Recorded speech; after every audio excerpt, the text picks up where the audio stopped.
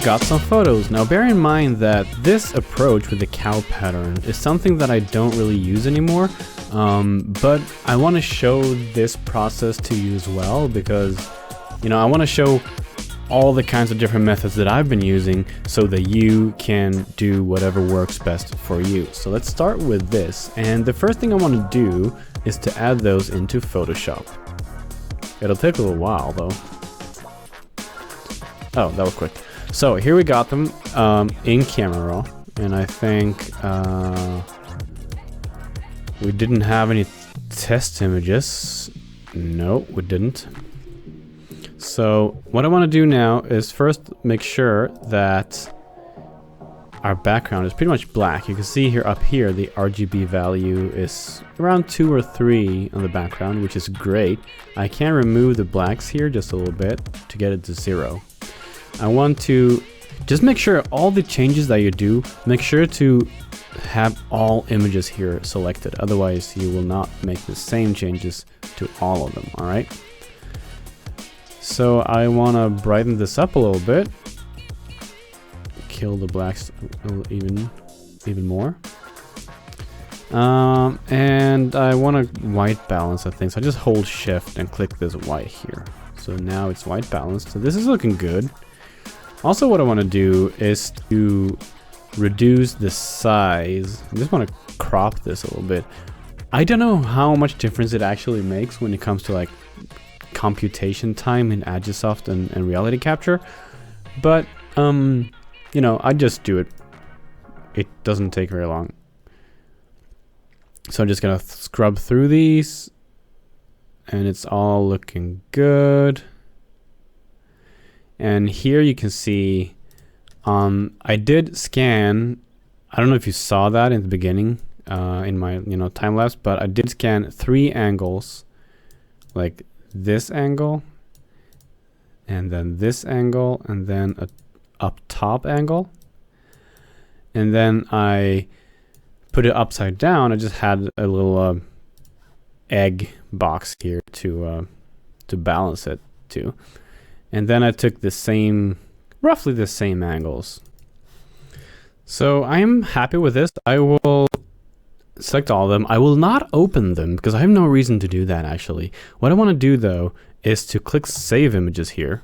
And I want to Photogrammetry temp, Agisoft, yeah. So I'm just going to make a new folder here called JPEG. And they will be saved as JPEGs, full quality, sRGB, 8-bit. Sure. Save it. So first of all, please excuse the bad sound quality. I was recording this at the office with my good microphone, and then I realized that OBS did not warn me when my hard drive space was running out, so none of my recordings were saved. So here I am at home, re-recording. And I also actually did, because when I was deleting the recordings, the failed recordings, I also accidentally deleted the image files. So here we have, I reshot the images. It's basically the same images, but I shot a few more angles. I have 4 angles with this straight up version, and then I have 3 angles with the upside down version. And the general rule of thumb when you're doing photogrammetry is that the more images you have, the better results you will have, period. So I will, just for the sake of simplicity, I'm just gonna make 2 folders here, and I'm gonna find, let's see here, there. So this one will go into folder 1, and then the upside down versions will go into folder 2. Right. This is one chunk, this is another. These 2 will be made like 2 separate scans and then merged together. So here in Agisoft, I want to create a new chunk, and I want to double click chunk number 1 and click this button up here, add photos.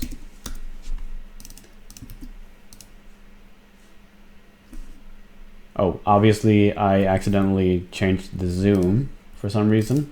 Anyway, doesn't matter. Shouldn't matter. Right, there we go.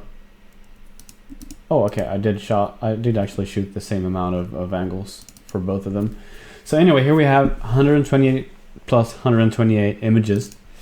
And just to explain why I'm using Agisoft, because usually nowadays I don't use Agisoft as much anymore, but I want to make it possible for you to make up your own mind about which program you want to use. That's why I'm covering the workflow in Metashape or Agisoft.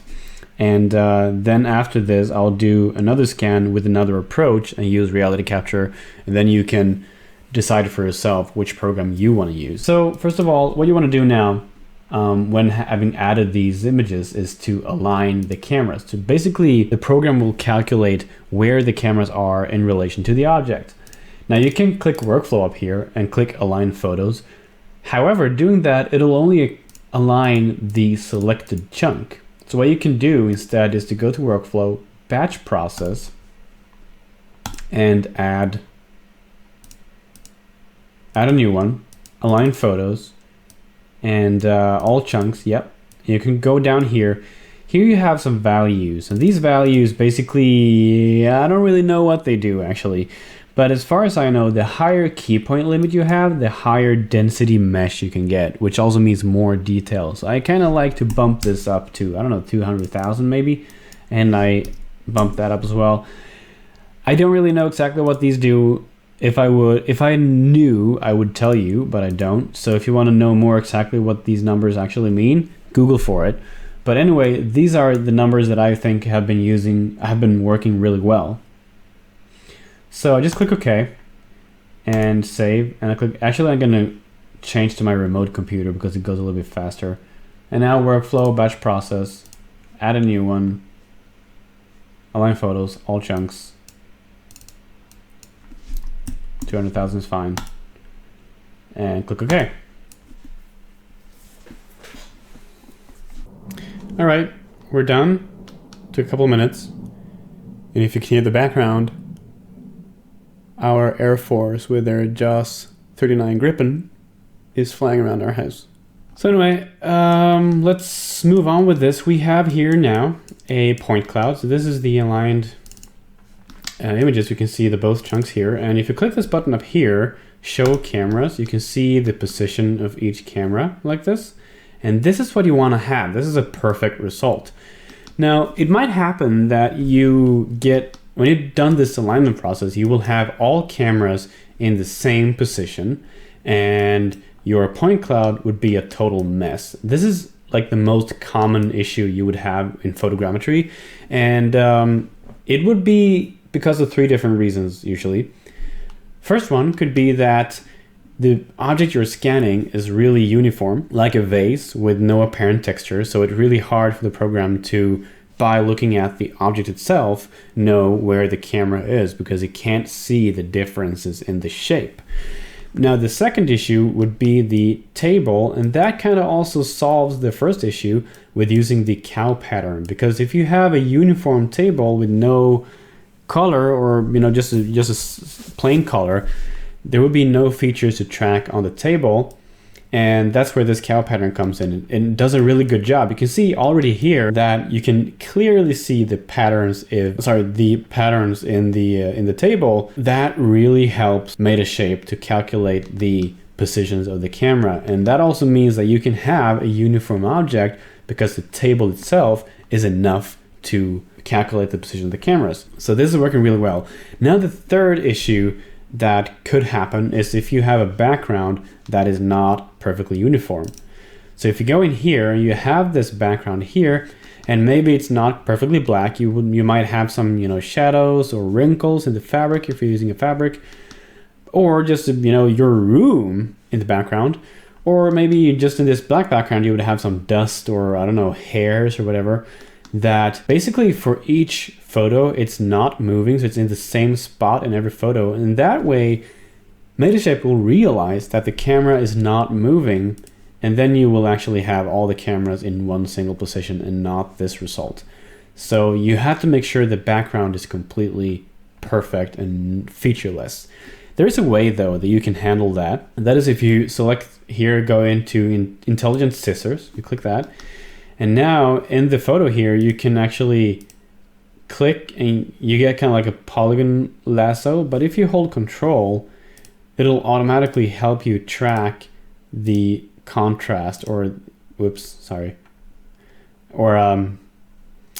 the shape of the object, you can't go too far. You can see there, I actually accidentally went too far and stopped tracking. So you have to like keep them pretty tight. So you can do this. This is a workaround if you're having failing backgrounds or failing scans. Just do like this, like that, and then you click invert selection and then add selection. And now you have a mask around your object and the table, and everything that is outside here in the background will be completely ignored. Now this is a pretty good way to do it. However, you will have to do it manually on each single image. So this will take you an hour, maybe two, I don't know.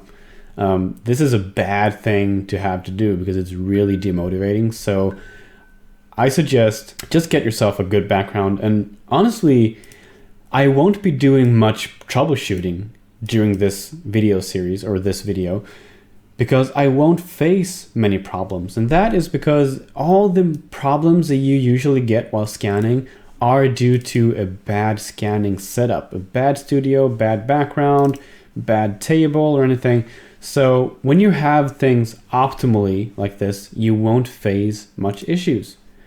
So let's move on. What I want to do now, I can turn off the cameras. What I want to do now is to fix this bounding box because we don't need to calculate the whole table. The table was only used to align the cameras. Now the cameras are aligned, so we don't really need the table anymore. So if I click number 5 on the numpad, I can change between perspective and orthographic. You can see up here changes. And if I now go to, I click number 7, that's a top view. Number 1 is like a front view or whatever. And number 3 is a side view. So if I now click this here, I can change this to rotate object. This button is for the region. This is for the object. So I can now rotate the object. And I just want to very, very quickly and simply align this to be straight, you know. It doesn't matter very much, really. But it just makes things a little bit easier for you, not the program, it's just for you. So now I go to rotate the region and I want to rotate this to be, you know, looking square like that. And now I want to resize the region. Oops, and I want to make sure that it covers the model, but nothing else. Because the larger you have this region, I think the longer your processing time will be, and you don't want to do that.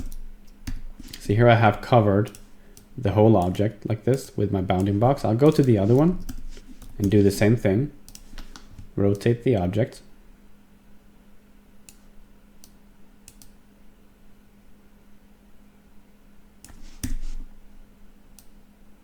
Totally good enough. And now rotate the region. Doesn't have to be perfect. And now resize the region. Once again, just cover the model and nothing else. Come on. Like that. This is perfect. All good. All right, I hit number 5 again to go to perspective mode because I hate orthographic modes. So now you can see they are not in the same position, but that doesn't really matter right now.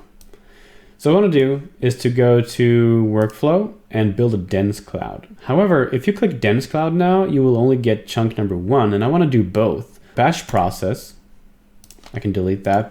Add a new one, align photos, no. Build dense cloud, all chunks, and I'm just going to leave these as they are, and I'll hit OK. First of all, though, I want to show you, I can say this first. If you go into Tools, Preferences, GPU, here you should enable all the GPUs you have in your computer because that will speed up the process a lot. So if you have a rendering station with a lot of GPUs, use them because I don't think they are checked by default. So anyway, go back here, batch process, dense cloud, okay, and okay. First, this one, you can't see any difference right now, but you have to switch up here from point cloud to dense cloud. So just click that one. And you can see here, this one looks amazing. This is just great, you know. This is awesome. Now I go into the other one. This one's looking great too. So probably it's still a little bit worse quality if you look up here, but well, that's not really strange because it's a very untextured area. This is looking good.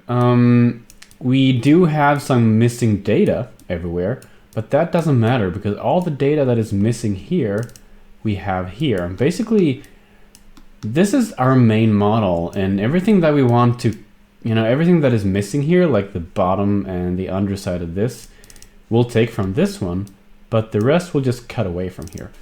So what I want to do now is to first go to side view here, and I simply want to remove the floor or the table, and go in here. I want to do the same. I don't want to remove more than necessary right now. We're not going to use much of this model. Basically, just we're going to use this part and this part basically. But I don't want to remove anything yet because I need this mesh to be able to align them properly.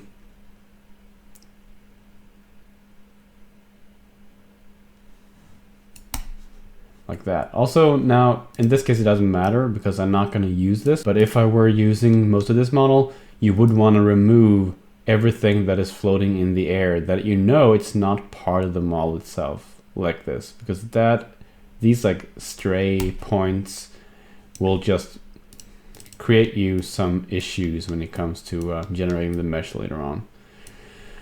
So I think this is good. Now what I want to do, you can see here, I'm actually going to use this part, so I definitely want to remove that little quirk there. Did I remove too much now? Yeah, I did.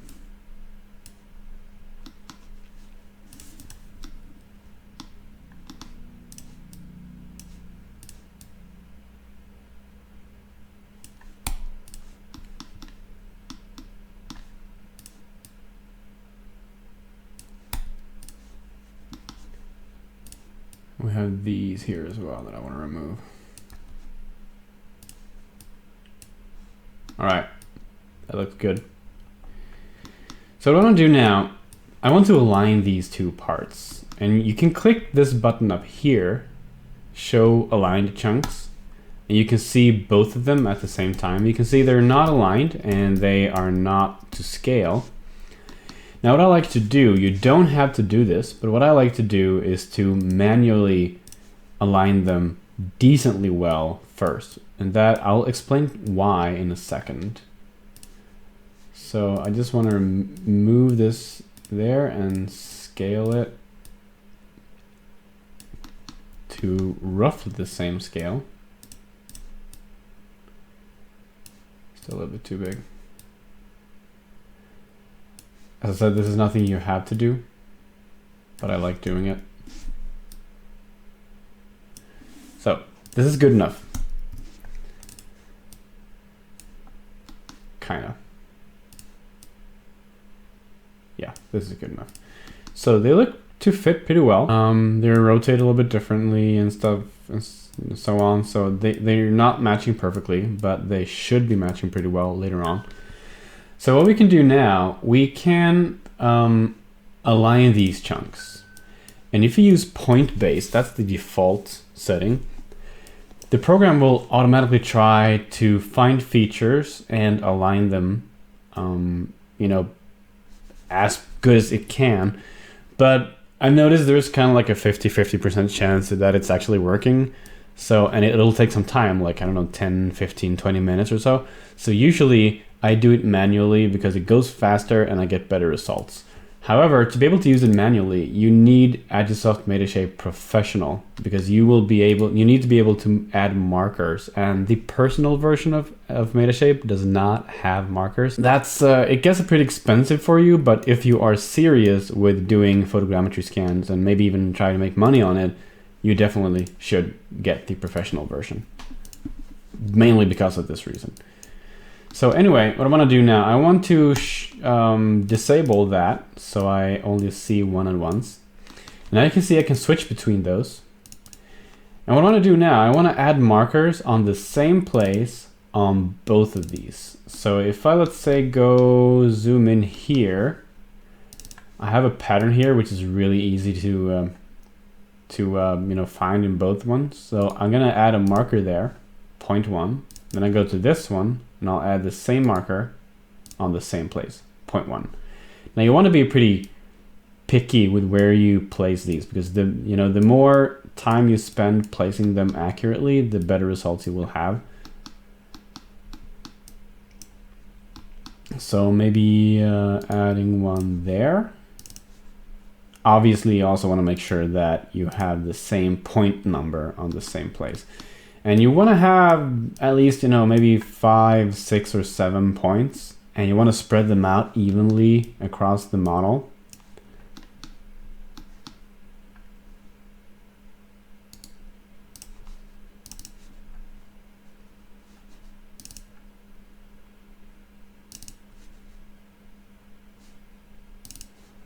I'll remove that and I will add it there instead. That's an easier spot to find, to get right. So we have 3 points. I'll add maybe, I don't know, 2 more.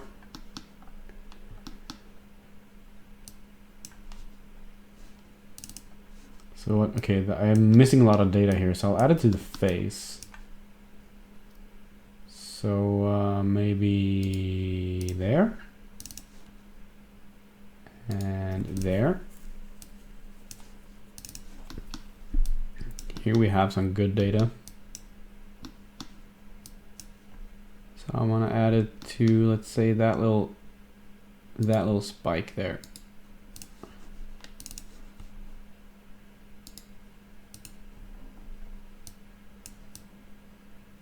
All right, maybe add another one in front here as well.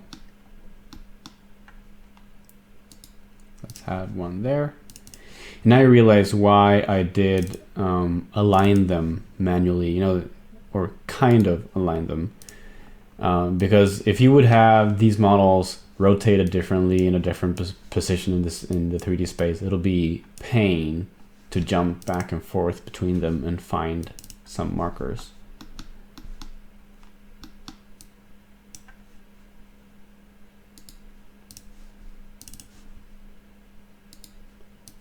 All right, let's do like that.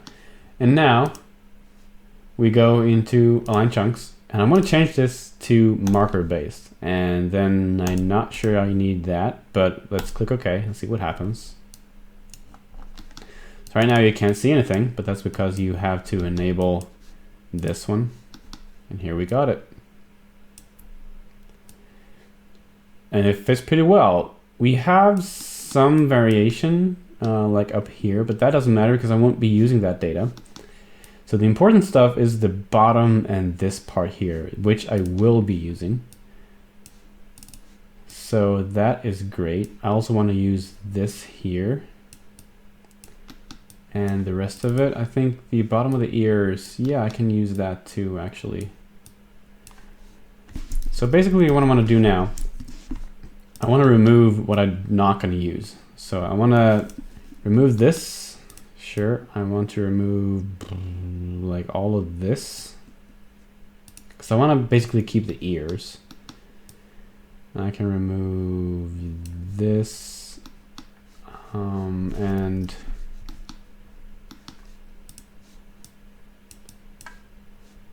I think that's pretty good. Also, like if you have areas where you have a lot of, bullshittery, like here you have a lot of points that are just messy, just remove it, because it might cause you issues when you have points that are actually outside of the mesh, if you know what I mean. So I'm just going to remove this hole to make sure there are no weird things going on there. And I'm going to do the same. Yeah, I'm going to do the same here as well.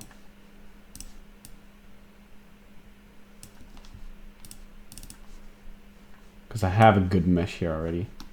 And for this one, I do want to remove this.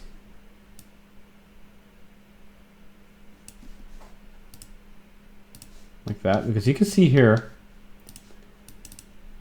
if I zoom in, I have some parts that are basically, because we have a bad data here, we have some, wonky meshes that are outside of the surface, and that's why you want to delete, because they will cause you bumps in the mesh later on. So I'm just going to delete all this.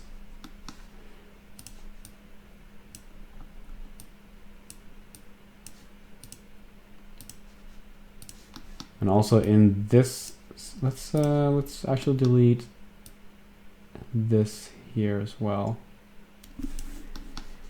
Now you can do, because I did select the back here, so I just want to hold, I think it's shift, yeah, to deselect that, and then I can delete. And once again, make sure that we have some nice data there. Awesome. And I can remove basically all of this here, because this is also covered in the other scan.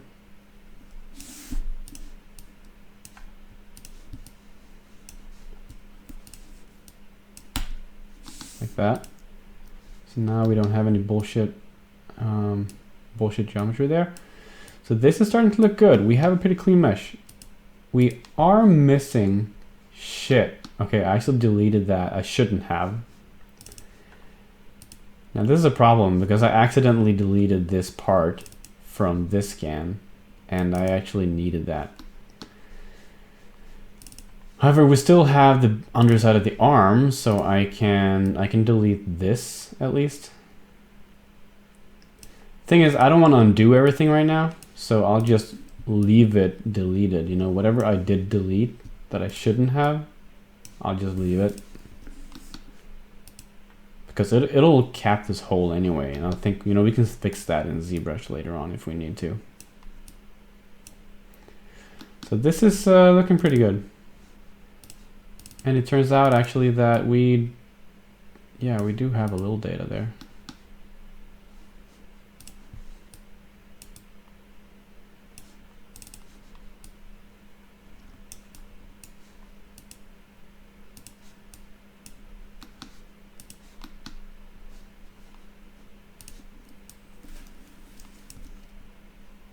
Okay, let's do it like that.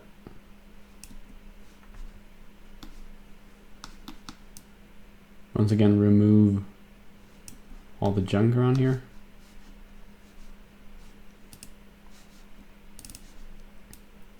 The same for here. All right, I think this is good enough. I'm happy with this.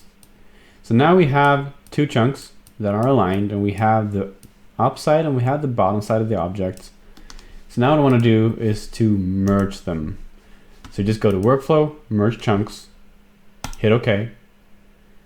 It'll take a few seconds, and now you have a new chunk. You can turn this off up here. And now you have one solid chunk.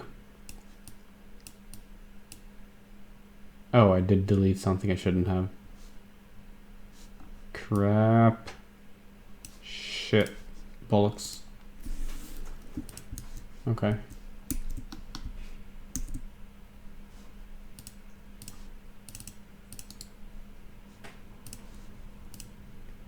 Can I undo things here? Yeah, I think I can.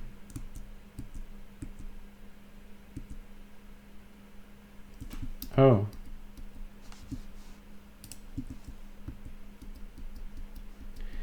Oh yeah, okay, so each chunk has its own undo history. That's pretty nice, actually. So now, what was I deleting here? I think it was that. Actually, let's just not mind about that. So again, merge chunks. Let's go ahead. Any quirks that we will have right now, we can fix that later in post. So I like this result. We have a nice clean mesh here, or point cloud, I mean. So now what I want to do is to go to model, no, workflow, build mesh. And medium, sure, that's fine. And just click OK. And once again, it'll take a little while. So the processing is done. You, once again, can't see any difference. But that's because you had to go here to show the model. And you can see now it's got blur. It became all blurry. And that's because this is not a texture. This is just vertex. You can see there's a little bit of wonkiness there. This is what I'm talking about. Like, you really need to remove all of these like flying points. Anyway, I could remove this and I could delete those and then make a new mesh, but for the sake of it, I'll fix that in ZBrush so I can show you how to do that as well. Now, as I was saying, this is not texture, this is just vertex paint, so I can click up here and change to solid. And now you can see the mesh, and the mesh looks absolutely gorgeous.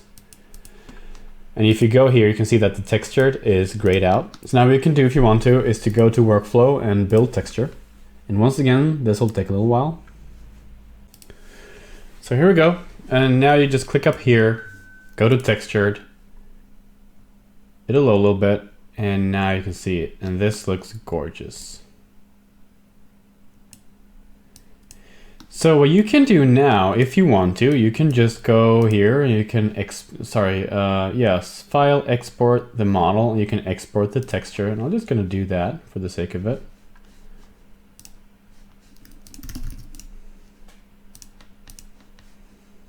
So now you can technically be done with this photogrammetry scan, but I'm not pleased with this because first of all, if you go here, you see this mesh is made out of triangles. I don't like that. I want to have it quads.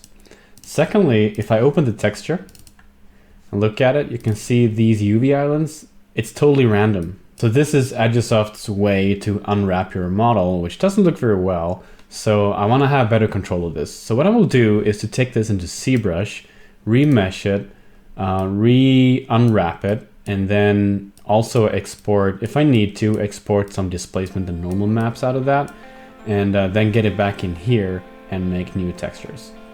However, I have to go now, so the ZBrush will have to wait until the next video. So yeah, thank you for watching. If you have any questions, let me know. If you have any issues, let me know. But if you have followed everything, you have just a proper scanning setup, like this physical setup.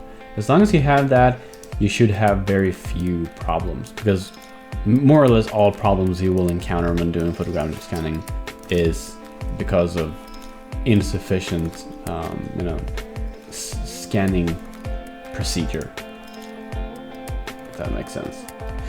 Anyway, see you in the next video. Thank you for watching, and bye-bye.